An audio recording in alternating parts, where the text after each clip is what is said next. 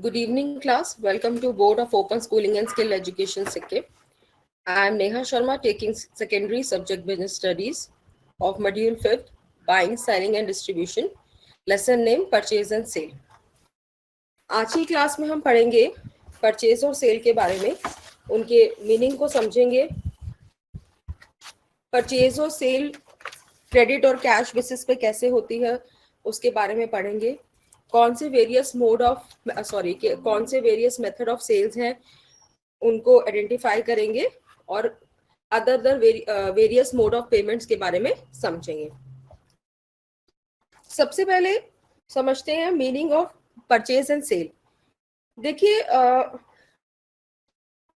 Basically हम अपनी daily life की बात करें तो देखिए बहुत सारे आइटम्स हैं जो हम डेली बेसिस पे परचेज करते हैं। परचेज करना क्या, जो हमारी बेसिक नेसेसिटी है, जैसे कि हमारे जैसे मिल्क है, ठीक है, ब्रेड है, एग है, वेजिटेबल्स है, बहुत सारे ऐसी डेली यूज की चीजें हैं जो हम मार्केट से लेते हैं और बदले में क्या देते हैं, मनी। तो हम बेसिकली क्या कर रहे हैं, हम परचेज कर रहे हैं, ठीक है।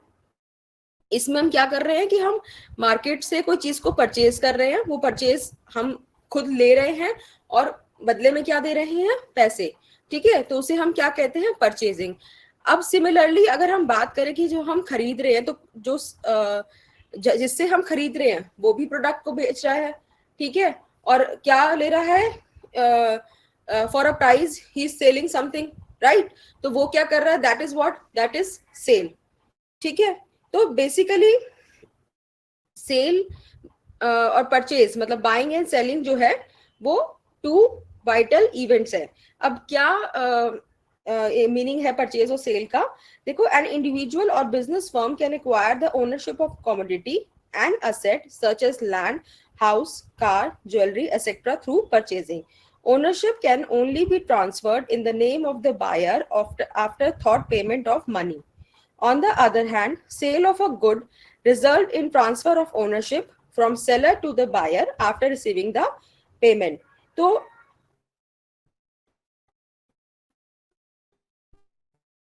परचेज में क्या है, ओनरशिप जो है वो ट्रांसफर हो रही है in the name of buyer, कैसे, through the payment of money. और सिमिलरली सेल क्या है, it is a transferring of ownership from seller to buyer after receiving the payment. Whenever money moves from one person to another person, then there must be seen both a sale and purchase. तो अभी हमने अभी example से हमने समझा था ना। देखो, जब हम कभी जाते हैं मार्केट में, जाते हैं, आप भी गए होंगे अपनी, जैसे सपोज आप मिल्क लेने जाते हैं, तो मिल्क लेने गए हैं तो आप मिल्क को परचेज कर रहे हैं, बदले में क्या दे रहे हैं, आपने मिल्क लिया, मिल्क आपका हो गया, ठीक है, आपने बदले में क्या दिया, पैसा, ठीक है। तो इस प्रोसेस को हमने क्या किया, हम यहाँ पे बाइंग कर रहे हैं। अब सिमिलरली सेल भी तो हुई वहां पर, जिससे आपने मिल्क लिया, उसने आपको मिल्क आइटम दिया, ठीक है, और बदले में आपसे क्या लिया, प्राइस। तो एक ही टाइम पे परचेजिंग भी हुई, सेल भी हुई, बाइंग भी थी और सेलिंग भी थी।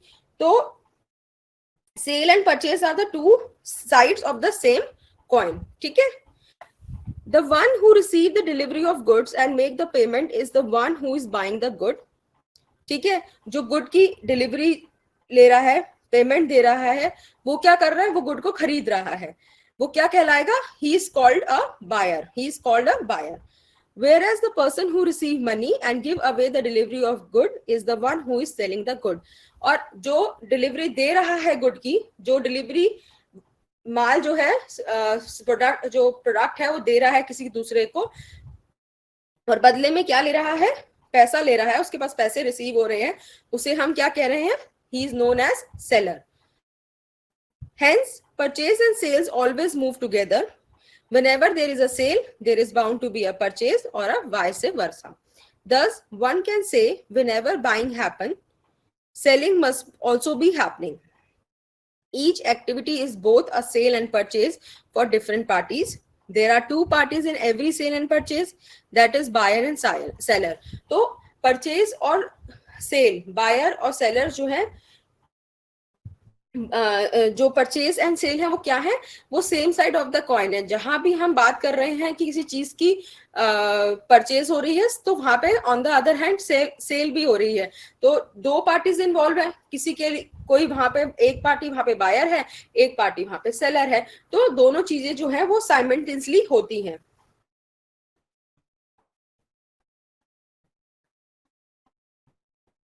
The party who buys is a buyer, and he and she who's the one who pays, whereas the party who's selling the good is called seller, and he receives the payment. Thus, the party to every sale and purchase are buyer. What is a buyer? He buys the good and makes a payment. The ownership of good is transferred in the name of the buyer. And seller क्या है? He sells the good and receive the payment. The ownership of goods move from seller to the buyer after the payment has been made. तो buyer के case में क्या है कि buyer जो है वो goods को buy कर रहा है, पेमेंट दे रहा है। जो ऑनरशिप की है, गुड ऑनरशिप ऑफ गुड है, वो किसके नाम पे ट्रांसफर हो रही है? जो बाय कर रहा है गुड को थ्रू मनी। एंड सेलर क्या कर रहा है? सेलर अपने जो भी गुड्स है उसे उसकी ऑनरशिप को मूव कर रहा है, अपने आप से जो बायर है उसको दे रहा है, और उसके बदले में क्या उससे ले रहा है? पेमेंट। ठीक है, तो अगर हम डेफिनेशन की बात करें, मीनिंग की बात समझें, तो हम कह सकते हैं कि परचेज क्या है? Purchase is a process through which a person gets the ownership of some goods transferred to his name from another person on the payment of money. Similarly, sale क्या है? Sale is a process through which ownership of some good is transferred from one person to another person for a price. तो ये हमने समझा कि purchase और cell क्या है। अब क्या कॉन्सेप्ट है बाइंग एंड सेलिंग के? Goods and services are produced to be sold. These goods and services are sold at a price. The manufacture of a good earned through it. The payment received by the manufacturer should be more than the amount spent in manufacturing these goods and services. This amount over and above the cost incurred is profit only. Profit is the reward for undertaking manufacturing of goods. Hence, these goods and services must be sold to earn profit. Sale is essential for existence and growth of any business. The buyer should work on the following factors before actual purchase.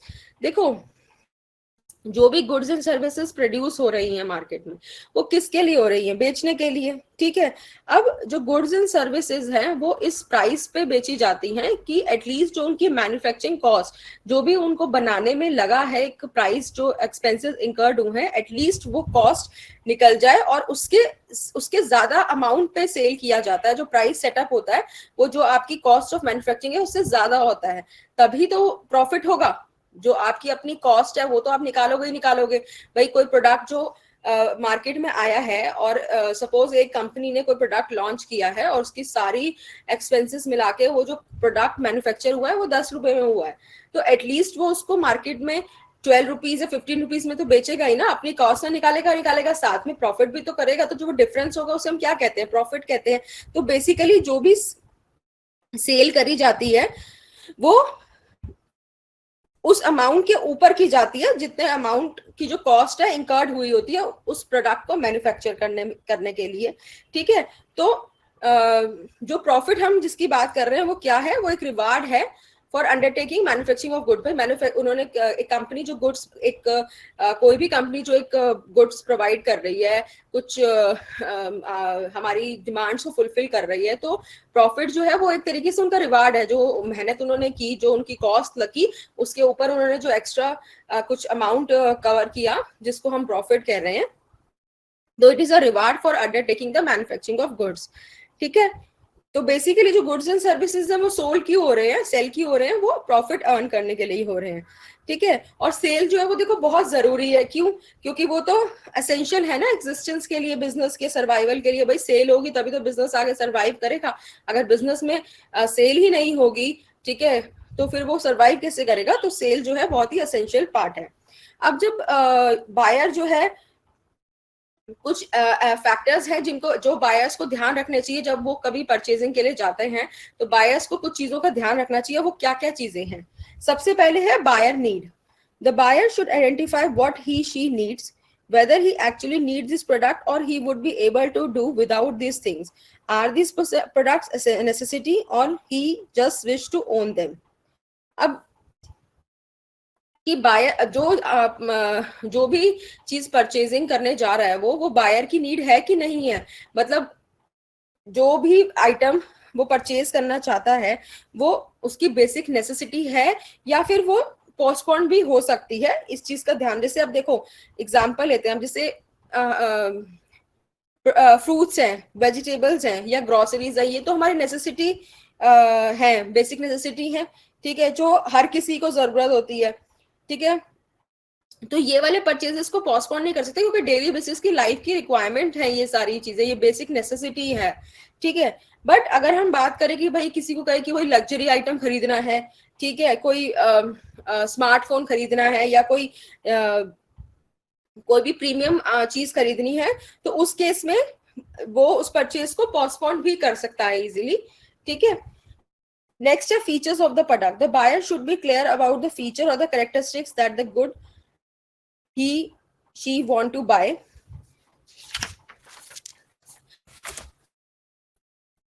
For example जैसे कि अगर जो buyer है उसको clear होना चाहिए कि जो भी प्रोडक्ट वो खरीदने के लिए जा रहा है उसको क्या फीचर्स चाहिए उसमें। एग्जाम्पल के तौर पे सपोज करें कि कोई जा रहा है वॉशिंग मशीन खरीदने के लिए, तो उसको ये चीज क्लियर होनी चाहिए कि व्हाट आर द फीचर्स ही और शी रिक्वायर्ड। क्या उन्हें मशीन ऑटोमेटिक चाहिए, सेमी ऑटोमेटिक चाहिए, ठीक है, फ्रंट लोड चाहिए कि टॉप लोड चाहिए, ठीक है। तो he must be clear of the feature of the product. Price of the good and services. The buyer should know about the price that he and she can afford to pay for the goods and service. देखो अगर हम बात करते हैं कि watch की बात करते हैं, ठीक है, तो देखो बहुत सारी वॉचेस हैं जो अवेलेबल होती हैं हर प्राइस रेंज में, ठीक है, जैसे कि डेली यूज की भी होती हैं, है ना, और प्रीमियम घड़ियां भी होती हैं, और उनके जो प्राइजेस भी होते हैं वो 500 रुपए से लेकर लाखों में भी जाते हैं, राइट। तो बायर को पता होना चाहिए कि वो जो प्राइस है वो अफोर्ड कर सकता है या नहीं कर सकता। तो buyer should know about the price that he and she can afford to pay for that goods and services. Social and cultural aspects. People from upper middle class commonly have a fondness for luxury items such as expensive cell phones, car, watches, etc. Whereas an individual from low income or middle group would hardly spend on the premium product. Individuals from middle income group are more inclined in purchasing products that help in secure their future, such as life insurance policies, medical, etc. देखिए जितने भी upper class मतलब जो high income group होता है, ठीक है, वो तो जो है बड़ा फॉन्ड होता है of purchasing the luxury items. पर अगर हम बात करते हैं मिडिल क्लास ग्रुप की या लोअर ग्रुप की, तो वो वहां पर वो चीजें परचेज करने में ज्यादा, वो वाले प्रोडक्ट्स को परचेज करने में ज्यादा इंक्लाइन रहता है जो उनके फ्यूचर को सिक्योर करता है, ठीक है। जैसे कि अगर कोई हाई इनकम ग्रुप है, ठीक है, जिसकी बहुत ज्यादा इनकम है, ठीक है, तो वो तो क्या कहते हैं किसी मॉल में जाएगा, वहां पे जाके कोई भी लग्जरी घड़ी उसे पसंद आई वो ले लेगा, चाहे वो घड़ी 50,000 की होगी। एक मिडिल क्लास या लोअर मिडिल क्लास का क्या एस्पेक्ट होगा, वो कहेगा यार मैं 50,000 रुपए घड़ी पे बर्बाद करूंगा, इससे तो अच्छा मैं वो एक्चुअली तो because of the low income वैसे ही नहीं कर सकते, और अगर कर भी सकते होंगे तो वो यही कहेंगे कि रादर मैं 50,000 रुपए इस पे लगाऊं, मैं कोई पॉलिसी ले लेता हूँ, कोई लाइफ इंश्योरेंस पॉलिसी ले लेता हूँ, कोई मेडिक्लेम ले लेता हूँ, कम से कम मेरा थोड़ा फ्यूचर तो सिक्योर होगा, ठीक है। अब हम कल्चरल एस्पेक्ट की बात करें तो cultural aspects comprises of beliefs and ideas for a specific group of individual. The cultural shape of an individual is behaviour, it is nothing but the value of an individual. Cultural factors play a considerable role in shaping buyer behavior of an individual. Each individual has a distinct set of habits, opinion, values in which she acquires developed from his or her family. ठीक है, देखो हर एक जगह का अपना एक culture होता है, ठीक है, और हर किसी की प्रेफरेंसेस जो होती है वो उस कल्चर की होती है, और एक हैबिट भी उसी तरीके की ही रह जाती है ना। जैसे कि अगर हम वेस्ट बंगाल की बात करें या असम की बात करें तो वहां की जो फीमेल्स हैं वो प्रेफर करती हैं साड़ी, ठीक है, they always choose to buy saris, not the western dresses, ठीक है।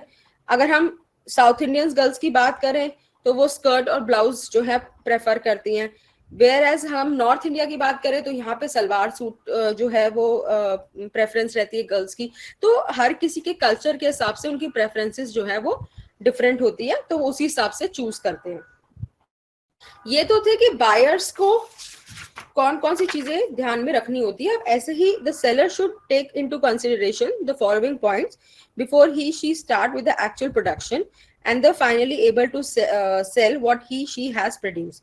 ठीक है, अब देखो जब कोई सेलर है जो भी वो प्रोडक्शन जिस भी प्रोडक्ट की कर रहा है तो he should also consider some points ना, कि भाई जो मैं प्रोडक्शन कर रहा हूँ उसकी जो है क्या मतलब मार्केट की क्या पोजीशन है, क्या डिमांड्स है मार्केट में उसकी, तो उसे भी कुछ फैक्टर्स को जो है वो ध्यान रखना पड़ता है बिफोर प्रोडक्शन। अब वो क्या क्या है, needs and want of the buyer, the seller has to identify and determine the need, wants, desire and wish of all the prospective buyers and accordingly design the product or service depending how much capital he will be able to invest in the business. The seller never manufacture what he like, he has to manufacture good as per the need of his potential buyer depending upon their choices. देखो जब भी कोई seller जो है किसी भी चीज की प्रोडक्शन करता है तो सबसे पहले तो वो ये देखता है ना कि मार्केट में किस चीज की डिमांड है। वो अपने अकॉर्डिंग तो नहीं बनाता कि मुझे ये चीज अच्छी लग रही है तो मैं बना लूंगी। तो सेलर को आइडेंटिफाई करना पड़ता है, डिटरमाइन करना पड़ता है कि क्या नीड्स है, वांट है, डिजायर है बायर्स की, उसी अकॉर्डिंग वो जो है वो प्रोडक्ट को डिजाइन करता है, उसको उसी तरीके से कैपिटल इन्वेस्ट करता है। ठीक है, तो सेलर कभी अपनी मर्जी से जो है वो नहीं अपनी पसंद की चीजों को मैन्युफैक्चर नहीं करता। वो आइडेंटिफाई करता है कि भैया मार्केट में प्रेफरेंसेस क्या है, वांट और डिजायर, पब्लिक की क्या डिमांड है। ठीक है, the seller never manufacture what he likes, he has to manufacture goods as per the of his potential buyer depending upon their choices. Second है enhancement and upgradation. The one who buys the product or service should derive satisfaction and after purchasing and using of the product or service. Thus, continuously enhancement and upgrading of the product and service is essential to make the customer stay loyal to the product.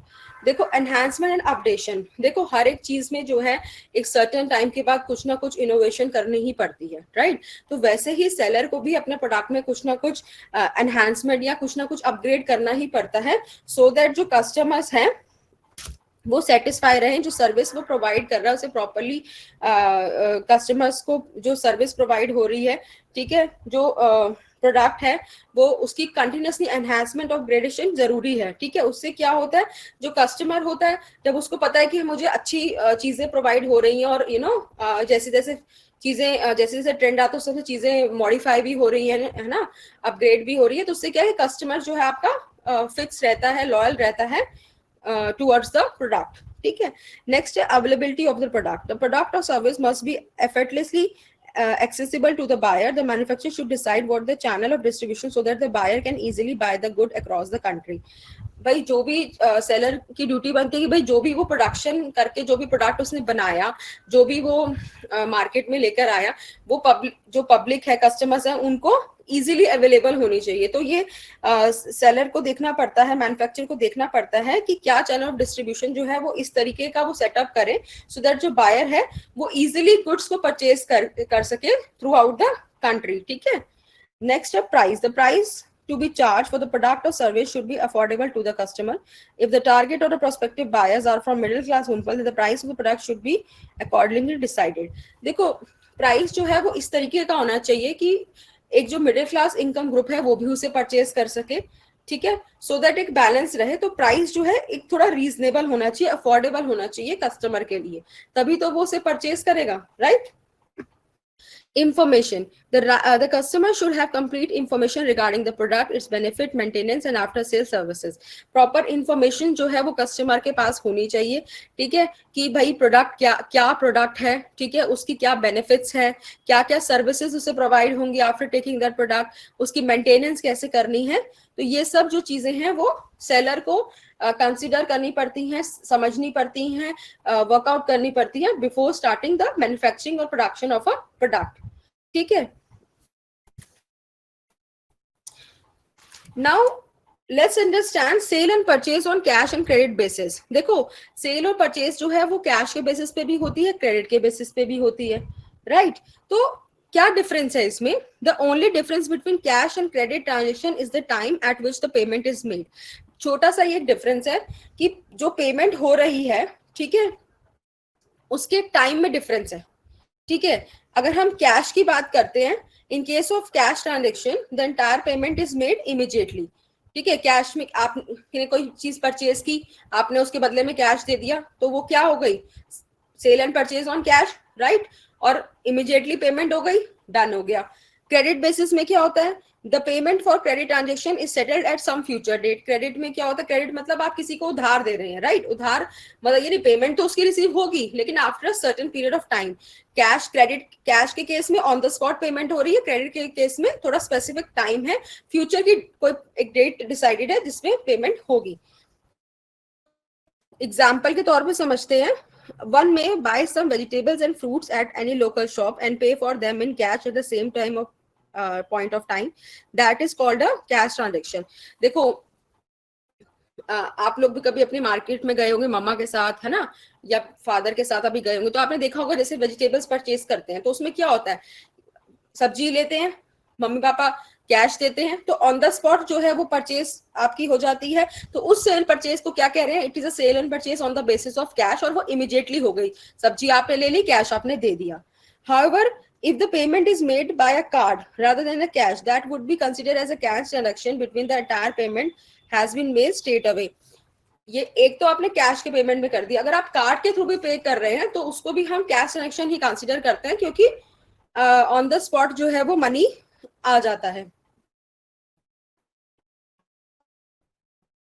Goods can be bought and sold either on cash or on a credit basis. These are like, see, when we talk about cash purchase, if the buyer purchase the goods and take the delivery immediately makes a payment, it is known as cash purchase। तो cash purchase में हम क्या बात कर रहे हैं कि जो buyer है वो purchase करता है goods को, ठीक है, उसी वक्त उसकी डिलीवरी भी ले लेता है, और जो पेमेंट है वो भी ऑन द स्पॉट इमीडिएटली हो जाती है, उसको हम क्या बोलते हैं? Cash purchase. अगर हम क्रेडिट परचेज की बात कर रहे हैं, तो while taking the delivery of the good, if the buyer does not make the payment and requests the seller to provide some time to make the payment, says 15 days or 1 month, if the seller accept the request, it would be called a credit purchase। The seller should confirm regarding the credibility and financial stability of the buyer। Most of the goods are available under the scheme buy now and pay later। Credit purchase में क्या होता है कि जो भी buyer है वो good purchase करता है, ठीक है, वो सेलर से रिक्वेस्ट करता है कि भाई ऑन द स्पॉट अभी मैं पेमेंट नहीं कर सकता, but may be after certain time like with in 15 days या 1 month आई विल पे। तो सेलर जो है, जो फाइनेंशियल स्टेबिलिटी होती है बायर की, मतलब उसको लगता है कि हाँ भाई ये पैसा दे देगा, तो वो उस चीज को अप्रूव कर देता है। तो परचेज जो होती है वो क्रेडिट के बेस पे भी होती है। उसमें क्या होता है कि पेमेंट ऑन द स्पॉट ना करके आफ्टर सम टाइम जो है की जाती है, जो सेलर और बायर के भी डिसाइड होता है कि स्पेसिफिक डेट तक आपको अपनी पेमेंट करनी है। और आजकल जो है ये बहुत ही कॉमन अवेलेबल ऑप्शन है, ठीक है, जिसे हम कह रहे हैं कि बाय नाउ एंड पे लेटर, अभी खरीद लीजिए और बाद में पे कर लीजिए। अब ये तो हमने सेल की बात करी, ठीक है। अब परचेज की बात करते हैं कि मोड्स ऑफ परचेजेस क्या हैं। तो 3 टाइप के मोड्स हैं हमारे परचेज के। सबसे पहले है purchase by inspection, purchase by description और ब्रांड, और परचेज बाय सैंपल, ठीक है। एक एक करके समझते हैं। सबसे पहले है purchase by inspection. Purchase by inspection का मतलब क्या? इंस्पेक्शन क्या? छानबीन, राइट। तो परचेज बाय इंस्पेक्शन में क्या होता है कि पहले कस्टमर जो है वो पर्सनली विजिट करता है स्टोर को, ठीक है, चीज को प्रॉपरली गो थ्रू करता है, ठीक है, चेक करता है प्रोडक्ट की क्वालिटी को, ठीक है। ये सबसे कॉमन वे है। यूजुअली क्या करते हैं, देखो आप लोग भी कभी गए होंगे अपने पेरेंट्स के साथ कुछ परचेज करने के लिए, तो यूजुअली क्या होता है, आप लोग किसी स्टोर में जाते हैं पहले, ठीक है, वहां पे जाके चीज को पसंद करते हैं, उसकी क्वालिटी चेक करते हैं कि हाँ भैया ये चीज की क्वालिटी, जो प्रोडक्ट की क्वालिटी है वो सही है कि नहीं है।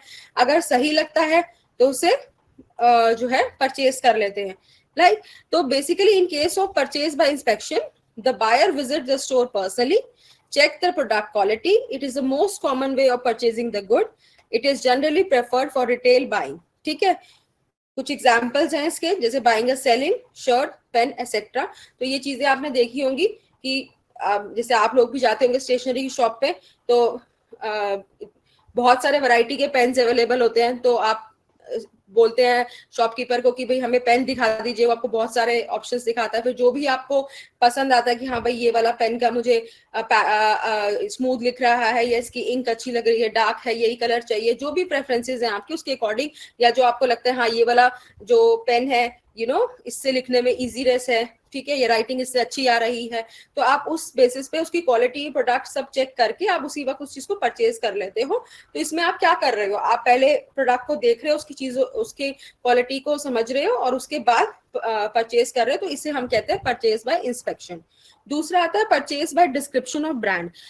Purchase by description of brand क्या है, मतलब हम यहाँ पर जो है ब्रांड के बेसिस पे, ठीक है, एक क्या कहते हैं कैटलॉग के बेसिस पे जो है हम अपना प्रोडक्ट जो है वो परचेज कर रहे हैं, ठीक है। The seller maintain a catalogue of the product among with the price list and the description. This generally happens when it is not possible to show the sample to the buyer. तो basically क्या होता है, जैसे आपने देखा होगा कहीं कहीं जगहों पे जो है, कभी आप गए होंगे अपने पेरेंट्स के साथ, ठीक है, तो जैसे कई बार फर्नीचर शॉप पे अगर आप अपने पेरेंट्स के साथ कभी गए हो तो आपने देखा होगा कि फर्नीचर शॉप्स पे सारे पैटर्न्स के फर्नीचर नहीं होते, वो आपको एक बुकलेट कह लो, कैटलॉग के फॉर्म में एक बुकलेट प्रोवाइड कर देते हैं, जिसमें सारे डिजाइन होते हैं, प्रोडक्ट के डिस्क्रिप्शन होती हैं, उसमें उसके प्राइजेस लिखे होते हैं, ठीक है, क्योंकि देखो एक एक शॉप है, उसमें एक हद तक ही सामान जो है रखा जा सकता है। तो यूजुअली यहाँ पे ये जो बेसिकली ये वाला जो परचेजिंग होती है इस टाइप की, वो बेसिकली जैसे फर्नीचर्स हो गए, है ना, इन चीजों में ज्यादा रहती है।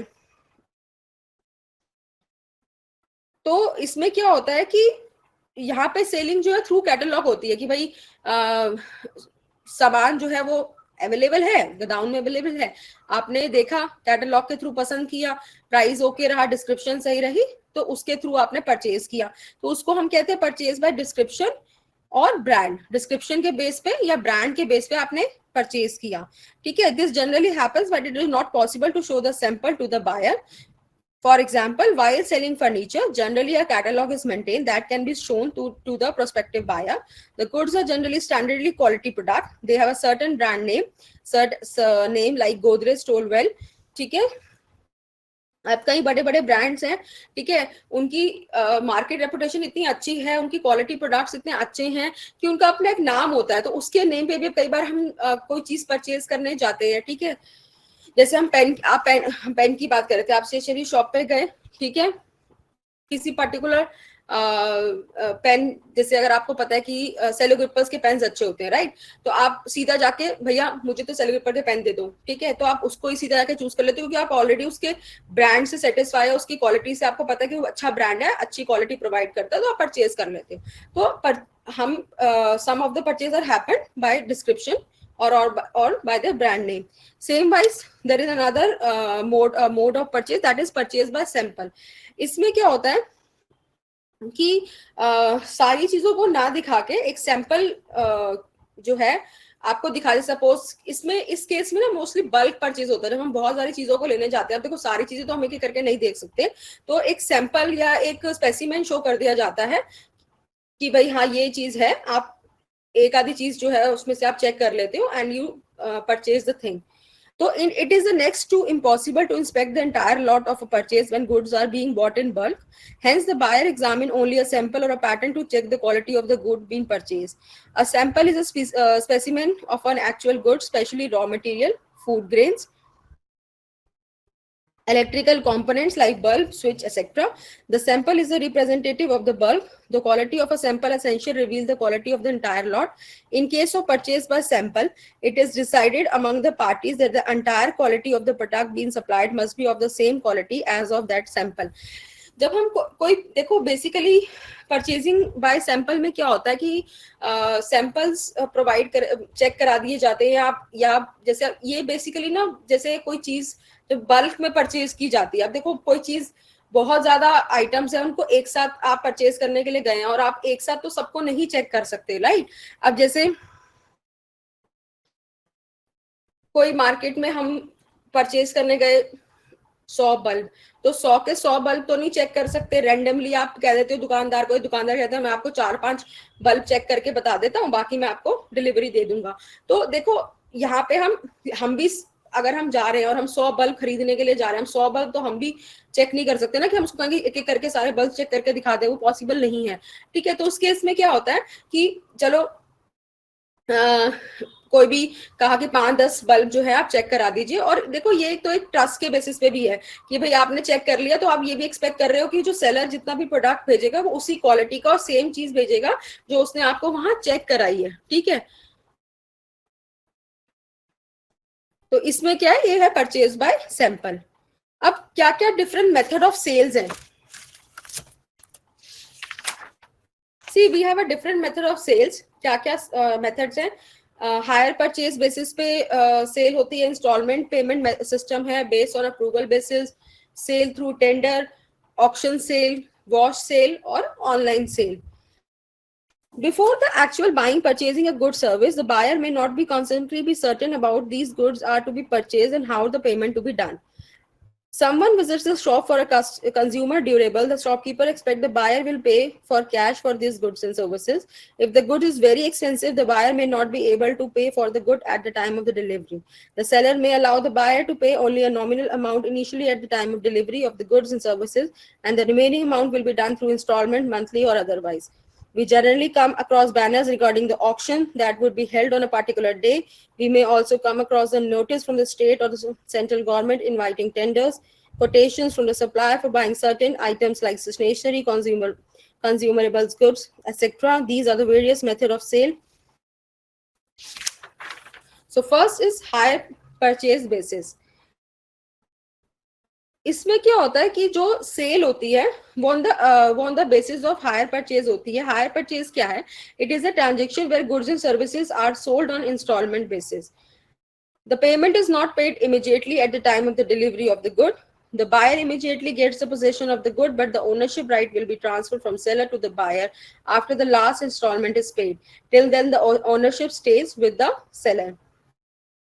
देखो कई बार ऐसा होता है कि देखो यूजुअली जब भी कोई कस्टमर जाता है कोई भी परचेज करने गुड्स एंड सर्विसेज, तो सेलर तो यही एक्सपेक्ट करता है कि जो गुड है वो सेल करे on the basis of cash. But sometime it happens कि देखो कुछ सारे आइटम्स तो अफोर्डेबल नहीं होते ना, कुछ एक्सपेंसिव, कुछ आइटम्स बहुत ही एक्सपेंसिव होते हैं। अब उस केस में देखो कई बार क्या होता है कि हर कोई जो है वो ऑन द स्पॉट पेमेंट तो नहीं कर सकता कि भाई ऑन द स्पॉट कहे कि जी मैं कैश का कैश पे कर दूंगा। तो उस केस में देखो बहुत सारे मेथड्स को इंट्रोड्यूस किया गया और अलग अलग मेथड्स के थ्रू जो है वो सेल होती है। तो हायर परचेज उनमें से ही एक मेथड है जिसमें जो है कि पूरी पेमेंट ना करके जो पेमेंट है वो इंस्टॉलमेंट बेसिस पे होती है। ठीक है, ऑन द स्पॉट या इमीडिएटली पेमेंट नहीं होती eight the time of delivery of the good. ठीक है, बायर जो है उसको पोजेशन तो मिल जाता है गुड का, लेकिन जो ओनरशिप राइट है वो सेलर सिर्फ तभी बायर के ट्रांसफर करता है, बायर को ट्रांसफर करता है जब लास्ट इंस्टॉलमेंट भी पे हो जाती है। राइट, तो जो ओनरशिप है वो सेलर के पास ही रहती है। The amount paid by the customer is considered to be payment for hiring the product until the last installment is paid. If there is any issues in the payment of installment, the seller has the right to repose the good.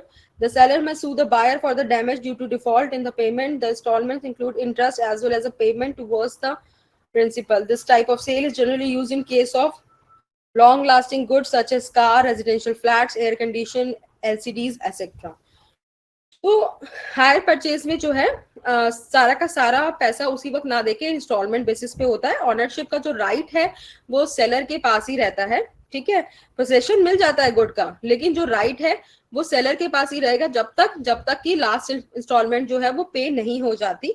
ठीक है, basically जो ऐसी cell है वो high expensive चीजों के लिए होती है, जैसे कि कार परचेजिंग हो गई या घर खरीदना हो गया। ठीक है, तो हायर परचेज बेसिस की जो सेल है वो मोस्टली इन चीजों में होती है। तो हायर परचेज बेसिस क्या है?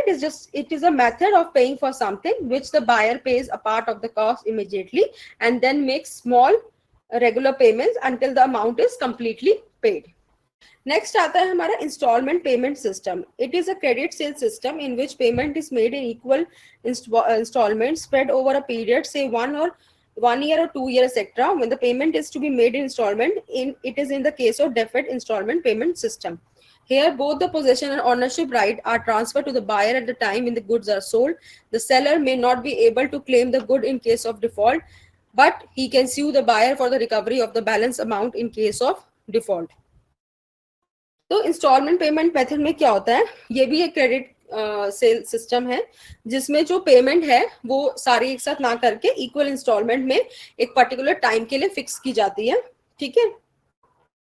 इसमें इसमें हम पोजेशन और ओनरशिप जो है, राइट्स जो है बायर ट्रांसफर कर देता है. जब गुड्स सेल होता है तो जो ऑनरशिप के राइट्स हैं और जो पोजेशन राइट है वो बायर के पास चले जाते हैं. ठीक है.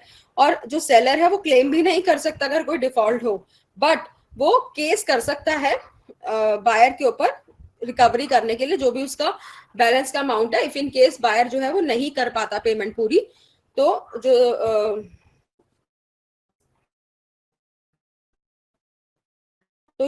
जो सेलर है, he can sue the buyer. So basically here a customer paying a bill in a small portion throughout the fixed period of time. Next है आपका sale on approval basis. It is considered to be conditional sale. It is business arrangement wherein everyone who is interested in buying a certain product is allowed to use that good for a specific time period. At the end of the time period, if the person is not satisfied, the product might agree to purchase it, but if the individual is unsatisfied for whatsoever be the reason, she is allowed to return the good and is not permitted to purchase it. The buyer receives the delivery of the good after the payment. If the buyer fails to communicate with the specific period time, the goods are assumed to be sold. There is another explanation to this. Goods may be sold on approval basis with the agreement that buyer can either pay for the good suggesting approval or return without any obligation to buy. तो cell on approval basis में क्या होता है, basically एक agreement होता है. ठीक है. जहां पे एक इंडिविजुअल जो है, जो इंटरेस्टेड होता है एक स्पेसिफिक चीज को परचेज करने के लिए, ठीक है, वो अलाउ होता है to use that item for a given length of time. ठीक है. और इस एग्रीमेंट में जो बायर है, या तो वो उस गुड को, अगर वो सेटिस्फाई है गुड से, ठीक है, तो either buyer may either pay for good suggesting approval or return it without obligation to buy. So basically sale on approval basis में क्या है, it is a business arrangement wherein a individual who is interested in purchasing a specific item is allowed to use that item for a given length of time. ठीक है. And if the individual is unsatisfied for whatsoever the reason, he and she is allowed to return the good and it is not committed to purchase it. ठीक है. Next is sale through tender. This method is generally used by a big organization or a government agency where the enormous quantity of goods are bought and huge amount is involved. तो cell through tender में क्या होता है, देखो basically जो government होती है, जो गवर्नमेंट एजेंसीज होती हैं, जो बड़ी गवर्नमेंट एजेंसीज होती हैं, वो जहाँ पे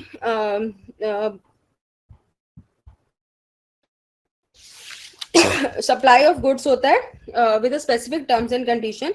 इसमें क्या होता है कि जो टेंडर है, first the tenders are invited for the goods raw material, then it is involved responding to this tender invited by the potential buyer with an objective to select the supplier seller who offers the good at the most reasonable price with satisfactory terms and condition. The advertisement to invite the tenders are published in daily newspaper including the detail with respect to the product to be purchased. आप देखिए, आपने देखा भी होगा, आप newspaper read करते तो आपने देखा भी होगा कि कई बार एक टेंडर एक एडवर्टीजमेंट होती है टेंडर की. ठीक है. अगर आपने कभी न्यूज़पेपर को गो थ्रू किया हो तो आपने जरूर देखे होंगे, नहीं तो आप प्लीज यहाँ देखिए, दिया भी हुआ है एग्जाम्पल. ठीक है. कि टेंडर नोटिस क्या होता है, बेसिकली जो गवर्नमेंट एजेंसीज होती हैं वो थ्रू न्यूज़पेपर जो है इनवाइट करती है, फिर जिसके भी रीजनेबल रेट्स होते हैं उसके अकॉर्डिंग जो है अप्रूवल होता है इसका. ठीक है. तो टेंडर के बेस पे ये वाली जो सेलिंग है वो on the basis of tender होती है. Tenders have to pay interest money to avoid any casual tenders. Tenders are generally received in sealed envelope as the terms and conditions offered by the seller are confidential. The sealed envelopes are opened in the presence of authority and comment committees who has authorized to do so. The most promising tender is accepted. A formal contract for sale is entered into the seller. For examples के तौर पे दिया हुआ है furniture, IT equipment, sports equipment, etc. are bought by college and school through inviting tenders. ठीक है, तो basically यहाँ पे big amount of goods included है और बेसिकली जो है वो गवर्नमेंट कंपनीज निकालते हैं. इन्विटेशन जो है वो न्यूज़पेपर के थ्रू होता है. ठीक है, देखिए जो एडवर्टीजमेंट दी भी हुई है. Sealed tenders are invited for eligible contract for the worker of renovation of A2 guest house at हुडको प्लेस. ठीक है, तो ये एक एग्जाम्पल है कि किस तरीके का जो है सेल जो है किस तरीके से टेंडर नोटिस के थ्रू होती है. फिर इसमें जो है वो अलग अलग जो भी इंटरेस्टेड बायर्स या परचेजर्स होते हैं या इंटरेस्टेड लोग होते हैं वो अपनी अपनी कोटेशंस देते हैं. ठीक है, और जो टर्म्स एंड कंडीशंस होती हैं वो भी फॉलो करनी पड़ती है. कुछ टर्म्स एंड कंडीशंस होती हैं, तो अगर उन टर्म्स एंड कंडीशंस के अंडर जो इसके भी सबसे रीजनेबल प्राइसिंग होती है तो वो एक्सेप्ट उनको वो काम दिया जाता है. यूजुअली जो है ये फॉर्मल कॉन्ट्रैक्ट फॉर सेल है. ठीक है, और बड़ी बड़ी चीजों के लिए है जैसे कि कॉलेजेस स्कूल में जैसे देखो स्पोर्ट्स इक्विपमेंट्स प्रोवाइड करनी है या फर्नीचर करना है, तो बहुत सारी चीजें हैं बल्क में जहाँ पे क्वांटिटी है. लार्ज अमाउंट ऑफ गुड्स जो है वो ब्रॉट एंड सोल्ड होते हैं. तो बेसिकली इस तरीके से जो सेल है वो टेंडर के थ्रू होती है. अब है auction sale. In the auction buyers compete to buy an asset by placing bids in a closed auction. For example, the sale of a firm, the bidders may not be aware of the bids by the contenders, whereas in an open auction like a livestock auction or real estate auction, bidders have the knowledge about the bids made by other. The goods are sold to the one who puts the highest bid. The goods are exhibited and the reverse price is fixed, but the may or may not be known the one building. अब auction cell में क्या होता है, auctions होते हैं जहां पे क्या होता है ये इसमें जो एसेट परचेज होती है वो कैसे होती है, बिड्स के थ्रू, मतलब बोली लगती है. ठीक है, जैसे और जिसकी भी हाईएस्ट बोली होती है, जिसका जो भी हाईएस्ट प्राइस ऑफर होता है. अब कई बार तो ये जो ऑप्शंस होते हैं ये ओपन में होते हैं, तो उसमें क्या होता है कि आपको पता होता है कि सपोज 5 लोग वहां पे है ABCDE, तो A को पता है कि C ने क्या दिया है तो वो C के अकॉर्डिंग अपना प्राइस भी रेस कर सकता है. ठीक है, मैक्सिमम बोली लगा के जो है परचेज कर सकता है उस एसेट को. ठीक है, बट जहाँ पे ऐसे ऑप्शन नहीं होते वहां पे जो है नहीं पता चलता कि क्या अमाउंट जो है जो दूसरे कंटेंडर्स है वो क्या अमाउंट जो है वो दे रहे हैं. बट जब हम ओपन ऑक्शन की बात करते हैं तो उसमें जो भी हाईएस्ट प्राइस ऑफर करता है उसको चीज दे दी जाती है, उस अमाउंट पे फिक्स हो जाती है जो भी हाईएस्ट अमाउंट दिया जाता है बोली के द्वारा. ये देखिए ये दिया हुआ है आपको नोटिस ऑफ पब्लिक ऑक्शन. देखिए ये भी न्यूज़पेपर्स में दिए जाते हैं. ठीक है, तो इसमें देखो लिखा हुआ है डिटेल्स ऑफ द ऑक्शंस दिए हुए, डिस्क्रिप्शन दिया हुआ है प्रॉपर्टी का. ठीक है, क्या उसकी टर्म्स एंड कंडीशंस है वो मेंशन की गई है. तो जो है ऑक्शन के थ्रू भी सेल होती है. ठीक है, sometimes upset price is also mentioned. It is the minimum price and the goods will not be sold below that price. Once the bid is expected, the bidder cannot withdraw and should pay for the good, but the seller may not sell the good even at the highest bid. Nowadays auction sale are being organized online also. आजकल auctions जो sale है वो पहले तो ऐसे open में भी होती थी, क्लोज उसमें भी होती थी, बट अभी आजकल ऑनलाइन भी जो है वो ऑक्शन सेल होती है. नेक्स्ट है हमारा वॉश सेल. देखो वॉश सेल्स में क्या है, अब आपने देखा होगा कि अभी जस्ट आप लोग मॉल्स अगर आपने रिसेंटली अभी विजिट किया हो तो अभी कुछ टाइम पहले तक क्लियरेंस सेल चल रही थी, क्योंकि अभी एक सीजन से दूसरा सीजन शिफ्ट हुआ है, विंटर्स खत्म हो गया है, now April is coming, summers are coming, right. तो बहुत सारी जगहों पे अभी भी और कुछ टाइम लास्ट मंथ अगर आप लोग मॉल गए होंगे, कभी मार्केट गए होंगे तो आपने देखा होगा बहुत जगह एंड ऑफ क्लियरेंस सेल लगी हुई है, या आपने देखा होगा जब भी कोई त्योहार आता है, ठीक है, जैसे बड़े त्योहार है, दिवाली है, ठीक है, या फिर जैसे क्रिसमस आता है, न्यू ईयर ईव आती है, तो वहां पे बहुत सारे जो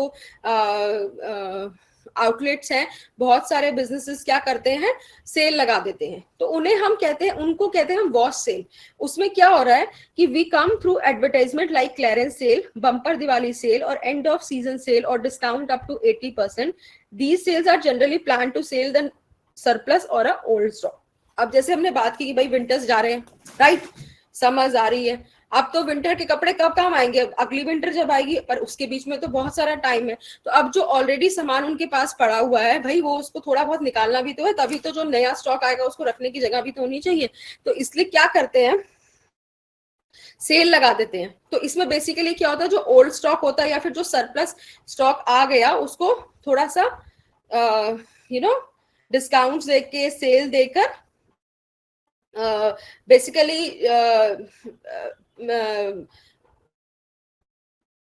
हैवी डिस्काउंट्स पे, मतलब पीरियोडिकली जो है ये दिया जाता है, just to clear the stock of goods और स्पेस क्रिएट करने के लिए न्यू स्टॉक का। अब जैसे समर, अब विंटर्स जा रही है तो विंटर का स्टॉक हटाएंगे तभी तो समर्स की कलेक्शन लाएंगे। तो बेसिकली इस टाइम पे या फिर जब आपका सीजन खत्म होता है तो उस टाइम पे यूजुअली जो है वो इस तरीके की सेल्स आपने देखी होंगी, ठीक है। नेक्स्ट है हमारा ऑनलाइन सेल। ऑनलाइन सेल क्या है, ऑनलाइन मींस इंटरनेट। इंटरनेट्स के देखो बहुत सारे वेबसाइट्स हैं जिनके थ्रू आजकल ऑनलाइन परचेजिंग होती है, राइट। अब जैसे बड़े पॉपुलर वेबसाइट्स जैसे हमें पता ही है, अमेजोन है, फ्लिपकार्ट है, मिंत्रा है, ठीक है, बिग बास्केट है, स्नैपडील है, जियो मार्ट है, ठीक है, ये सब बहुत ही पॉपुलर साइट्स हैं। तो आपने देखा होगा कि सेल्स जो है वो ऑनलाइन प्लेटफॉर्म के थ्रू भी हो रही है, ऑनलाइन सेल्स भी होती हैं। तो ऑनलाइन सेल क्या है, it is a sale through the use of internet, other electronic media to sell goods and services. A variety of website, search engines, social media and email are used to provide information to potential buyer. It is economic AL arrangement to reach probable buyers. Thus many sellers are using internet to amplify this scope. Anything that one might think of buying is available online. There is no need to travel from one store to another store. One can buy just sitting at home. Order could be easily placed sitting at home. All the payment is done electronic. Various payment options are available such as debit card, credit card, UPI, cash on delivery, etc. These are many benefits such as convenience, wider choice, comparison, easy payment option, time saving, etc. The most common item being bought online are smartphones, laptop, groceries, clothes, accessories, vehicle insurance, mediclaim, life insurance, saloon service, cleaning service, ticket booking, hotel booking, teacher learning, entertainment and banking. ठीक है, तो आजकल सबसे अगर हम कहें तो सबसे ज्यादा फॉर्म तो यही इन है। अगर हम बात करें कि सबसे ज्यादा ऑनलाइन सेल्स ही तो चल रही हैं आज। देखो ऑनलाइन सेल्स के बेनिफिट्स भी बहुत सारे हैं। देखो हर एक चीज के मेरिट डिमेरिट होते हैं, लेकिन अगर हम बात करें तो यहाँ पे हमें कहीं पे जाने की जरूरत ही नहीं पड़ती कि जिसको अगर किसी पर्सन को कुछ भी बाय करना है तो उसको अब वो पहले मार्केट जाएगा, वहां देखेगा। तो आजकल इतने सारे वेबसाइट्स अवेलेबल हैं, इतने सारे वैरायटी ऑफ प्रोडक्ट्स हमें मिल जाते हैं बैठे बैठे ऑनलाइन ही, ठीक है। अलग अलग प्राइजेस में भी अवेलेबल होते हैं क्योंकि ड्यू टू कंपटीशन कई बार एक ही चीज जो अलग अलग प्राइस में, सपोज आपको मिंत्रा में एक प्राइस मिल रहा है तो हो सकता है फ्लिपकार्ट में कोई उसके उसी सेम चीज का कुछ कम या डिस्काउंटेड अमाउंट में मिल जाए, राइट। तो कंपैरिजन भी हो जाता है इजीली, ठीक है, बहुत ही क्विकली घर बैठे बैठे ऑर्डर हो जाता है। पेमेंट भी भाई आजकल तो सभी ऑनलाइन पेमेंट मोड फॉलो करते हैं, तो बैठे बैठे पेमेंट भी हो जाती है। तो इसमें बहुत ही टाइम सेविंग है, आपको वैरायटी भी बहुत मिल रही है, आपका टाइम भी सेव हो रहा है, कहीं जाना नहीं है। तो बहुत सारी जो है चीजें इसमें इन्वॉल्व होती हैं। तो ये आजकल का मोस्ट कॉमन ट्रेंड जो है वो फॉलो हो रहा है। अब सी, ये तो हमने बात की कौन कौन से मेथड से सेल हो सकती है, सेलिंग की जा सकती है।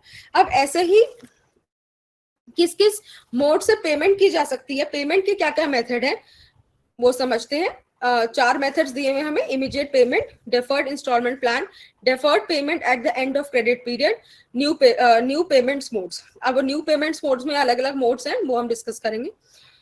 During the sale, the buyer makes an offer to buy goods or services, the seller accept the offer. Seller can also make an offer to sell goods and buyer would accept the offer. These offers are made or accepted at a price, the payment for which may either be immediate or deferred.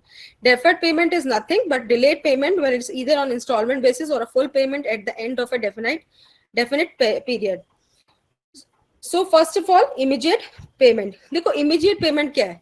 Immediate payment मतलब on the spot payment, immediate payment जो है in the form of cash.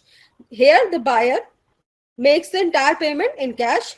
The buyer can make the payment through either check or draft or credit card or debit card, provided the seller agree to it. The seller is under no compulsion to accept payment through checks unless there is an agreement. तो basically जब हम immediate payment की बात करते हैं तो वो cash में की जाती है, ठीक है। और बेसिकली जो कुछ चीजें तो ऐसी हैं जो कैश में ही जो है मोस्टली प्रेफरेबली सेल की जाती हैं, जैसे कि जो हमारे डेली आइटम्स होते हैं, जैसे अब वेजिटेबल सेलर के आप पास जाओगे तो मोस्टली कैश पे करके ही वेजिटेबल्स जो है वो मोस्टली प्रेफर होती हैं। और ऐसे ही हम ग्रोसरीज की बात करें, वेजिटेबल्स की बात करें, ऐसा नहीं है कि पेमेंट जो है वो कार्ड्स के थ्रू नहीं हो सकती या चेक या ड्राफ्ट के थ्रू नहीं हो सकती, बट उसके लिए फिर जो सेलर है वो एग्री होना चाहिए कि भाई पेमेंट जो है मैं इस तरीके से एक्सेप्ट कर सकता हूँ। Next is deferred installment plan. This payment method is called buy now pay time of purchase and take possession of the good. The buyer agrees to pay either monthly or quarterly to the seller, and the total amount include the unpaid strings with the payment of installment. If the buyer failed to pay any installment, the seller may sue the buyer to recover the balance amount. अब deferred installment plan में क्या होता है कि आप खरीद अभी सकते हैं लेकिन पैसे बाद में भी दे सकते हैं।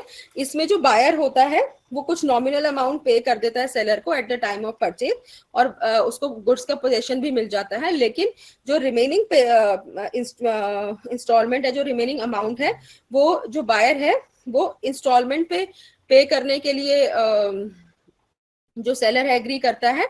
एक स्पेसिफिक टाइम के लिए इंस्टॉलमेंट्स बनाई जाती हैं, तो बायर जो है कुछ अमाउंट उस टाइम परचेज देकर परचेज के टाइम पे बाकी जो भी रिमेनिंग अमाउंट है वो इंस्टॉलमेंट के वे से पे करता है over a time period. Next आता है deferred payment at the end of the credit period. When the goods are sold on credit, payment may be made at the end of the specific credit period that may be either 1 month or 3 months or 6 months। इसमें क्या है कि deferred payment at the end of credit period में क्या होता है, जो goods हैं वो क्रेडिट पे सेल ही होते हैं, ठीक है, और उसमें जो पेमेंट है वो एक पर्टिकुलर स्पेसिफिक क्रेडिट पीरियड के बाद ही पे होती है। वो 1 महीना भी हो सकता है, 3 महीना भी, 6 महीना भी। If the buyer makes a payment before the end of the specific period, the seller grant the buyer a special discount as indicated in the invoice at the net amount payable on a prompt payment during the due date। अब इसमें क्या होता है कि एक particular credit period होता है कि विद इन 3 months या 6 months मैं पे कर दूंगा, और इसमें क्या होता है कि अगर बायर जो है उस पर्टिकुलर पीरियड के with in the credit period जो उनका है उससे पहले ही पे कर देता है, तो जो सेलर है वो बायर को कुछ पर्टिकुलर डिस्काउंट भी ऑफर करता है, क्योंकि उसने ड्यू डेट जो एक उसकी तो जो उसकी क्रेडिट की उस टाइम पे क्रेडिट की ड्यू डेट थी वो उसने उससे पहले ही पेमेंट कर दी है।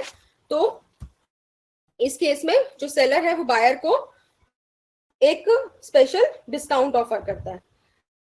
अब न्यू पेमेंट मोड्स कौन कौन से हैं, देखो ई पेमेंट्स क्या है, electronic payments are the commonly used method nowadays. E-payments are dynamic in nature.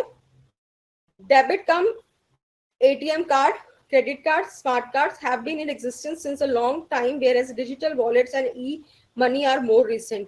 यहाँ पे जो न्यू पेमेंट मेथड्स की हम मोड्स की बात कर रहे हैं, देखो आजकल इलेक्ट्रॉनिक बैंकिंग इलेक्ट्रॉनिक बैंकिंग ई पेमेंट्स जो है वो बहुत ही कॉमन यूज मेथड है, ठीक है, जिसमें हम पेमेंट जो है वो एटीएम कार्ड के थ्रू भी करते हैं, डेबिट कार्ड के थ्रू भी करते हैं, क्रेडिट कार्ड के थ्रू भी करते हैं, स्मार्ट कार्ड के थ्रू भी करते हैं, और डिजिटल वॉलेट का भी प्रोविजन होता है जहां पर हम मनी को अपने वॉलेट में रख के परचेजिंग कर सकते हैं, राइट। तो डेबिट कार्ड सबसे पहले समझते हैं क्या है। Debit card is small plastic card with a magnetic strip directly connected to the user bank account. The moment the money is withdrawn from an ATM machine or some payment is made while buying goods, the bank credits debit immediately. The buyer receive an alert in the form of an SMS on the phone number linked with the bank account. तो debit card क्या है, एक card small plastic card है, magnetic card होता है जो user के bank account से लिंक होता है। ठीक है, अगर कोई भी अपना मनी को विड्रॉ करना चाहता है तो एटीएम में जाके उस डेबिट कार्ड के थ्रू जो है वो अपना अमाउंट जो है वो विड्रॉ कर सकता है, राइट, और पेमेंट भी कर सकता है। और इमीडिएटली जब भी कोई परचेजिंग के लिए पेमेंट होती है डेबिट कार्ड के थ्रू, तो बैंक जो है वो इमीडिएटली एक अलर्ट मैसेज जो है वो बायर के जो सॉरी जिसके जो बायर है जो सामान खरीद रहा है, ठीक है, उससे जो भी उसका लिंक्ड अकाउंट मोबाइल नंबर है अकाउंट के साथ, उसके पास उसका मैसेज भी आ जाएगा कि भाई ये जो है अमाउंट आपके अकाउंट से डेबिट हुआ है। नेक्स्ट आता है क्रेडिट कार्ड। देखो क्रेडिट क्या होते हैं, वो एक इलेक्ट्रॉनिक कार्ड्स हैं जो बैंक के द्वारा ही दिए जाते हैं, जिसमें एक लिमिट जो है बैंक द्वारा डिसाइड की जाती है, वो वेरी करती है बैंक टू बैंक, ठीक है। और वो जो लिमिट है वो जो भी अकाउंट होल्डर होता है उसकी जो भी एक सिबिल्स होती है उसके बेसिस पे वो लिमिट जो है बैंक सेट करता है, और एक स्पेसिफिक पीरियड अलॉट होता है जो उसको जिस विद इन दैट पीरियड जो पेमेंट करनी पड़ती है। तो क्रेडिट कार्ड्स के थ्रू भी जो है आजकल जो परचेज बहुत इजीली हो सकता है गुड्स का। तो credit cards are the electronic cards that allow the user to avail free credit from the bank for a stipulated time for a very nominal fee. The user of the credit card borrows at a nominal cost. Then we have smart cards. देखो smart cards क्या है, आपने देखा होगा, आप लोग metro में travel करते होंगे, आपने कभी किया होगा मेट्रो में ट्रेवल, तो आपने देखा होगा कि मेट्रो का कार्ड आपके पास होता है, राइट। तो वो क्या है, हमारा स्मार्ट कार्ड। हम उसमें रिचार्ज करवाते हैं, पैसे डलवाते हैं, और स्मार्ट कार्ड को हम जस्ट एक स्कैन करते हैं या मशीन पे टक करते हैं, यू नो, आपकी पेमेंट वहां से कट जाती है और आप एंटर कर सकते हैं गेट पे। तो स्मार्ट कार्ड जो है ये स्मार्टर वर्जन ऑफ कार्ड है। They have a microprocessors and a storage unit instead of a magnetic strip. The information store in the card is protected by technology making it durable and tamper proof. Information is also stored and produced.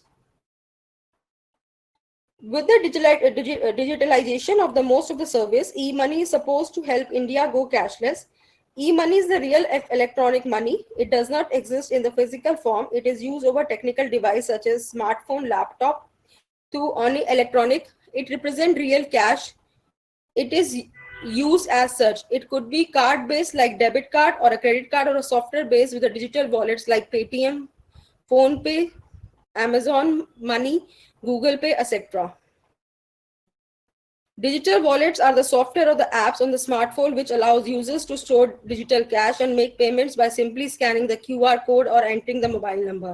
Thus, a digital wallet is a software or an online service that allow individual or firm to make electronic transaction. It stores all the payment related information of user in a secure and compact form. It avoids the need for physical wallet. The user needs to install this app in the smartphone. जैसे कि देखो बहुत ही common जो digital wallet apps हैं जैसे Paytm है। तो अब देखो एक तो हमारे पास ऑप्शन होता है कि हम डायरेक्ट पेमेंट करते हैं, बट कुछ एप्स जो हैं डिजिटल वॉलेट का ऑप्शन भी हमारे पास होता है, जिसमें हम कुछ पैसा जो है हम अपने जो इट बेसिकली वो एक सॉफ्टवेयर या एक एप्लीकेशन के थ्रू ही हम कर पाते हैं। जो कॉमनली यूज एप्लीकेशंस हैं जैसे बहुत ही कॉमन है पेटीएम, हम सभी को पता है, फोन पे है, गूगल पे है, ये बहुत ही कॉमन एप्लीकेशंस हैं जो आजकल रिसेंटली यूज होती हैं for you know transferring moneys and you know electronic. हम इलेक्ट्रॉनिक पेमेंट्स की बात करें तो ये बहुत ही कॉमन एप्लीकेशन है जो आजकल यूज होती है। तो इसमें क्या होता है कि कुछ पैसा हम अपने अकाउंट से जो है वॉलेट में स्टोर कर लेते हैं, और जब भी हमें कोई परचेजिंग करनी होती है तो हम उस वॉलेट के थ्रू पेमेंट करते हैं, डायरेक्ट क्यूआर कोड को स्कैन करते हैं, या फिर अगर हमें किसी को पे करना है तो उस पर्टिकुलर पर्सन का मोबाइल नंबर जो बैंक के साथ लिंक है वो डालकर पेमेंट कर सकते हैं।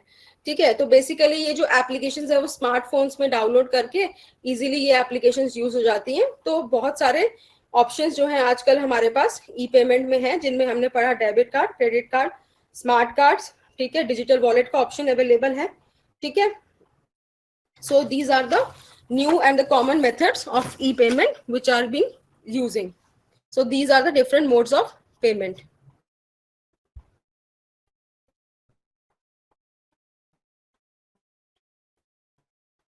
तो आज हमने पढ़ा अबाउट परचेज एंड सेल कि परचेज क्या होती है, सेल क्या होती है। परचेज सेल जो है वो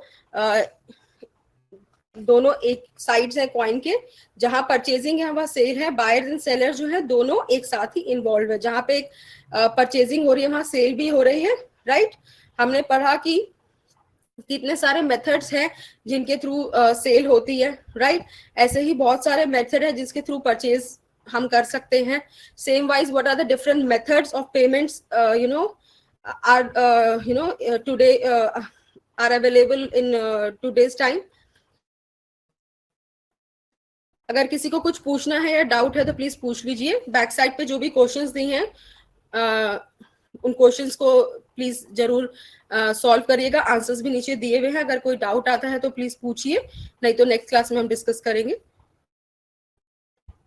thank you, all the best.